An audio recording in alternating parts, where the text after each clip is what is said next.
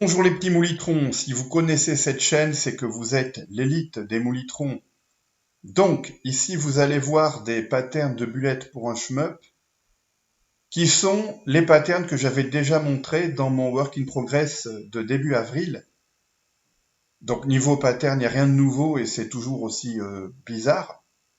Cette fois, il y a un fond un peu plus intéressant qu'un bec damier, et c'est un fond de forêt animé comme vous pouvez le voir.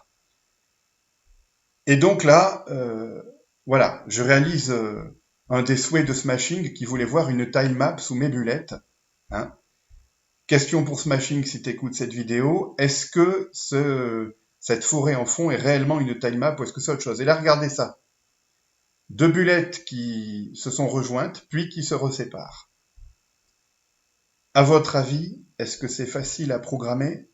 Sachant que le type de trajectoire qu'elles suivent avant de se rejoindre ou le type de trajectoire qu'elles entament au moment où elles se séparent peuvent être a priori n'importe lesquels des types de trajectoires que je peux programmer avec mon module Move2D.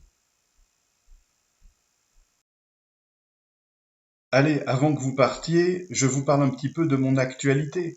Sur une de mes chaînes qui s'appelle actuellement Tête de codeur, il y a ce soir même la première diffusion de mon 10e cours de programmation en langage C. C'est une série de cours dans laquelle je vous apprends à coder comme moi. Je vous apprends pas à coder comme un faiseur de tutoriel, je vous apprends à coder comme moi. Libre à vous de supposer ou de considérer que ça ne vaut rien, hein. Chacun ses goûts.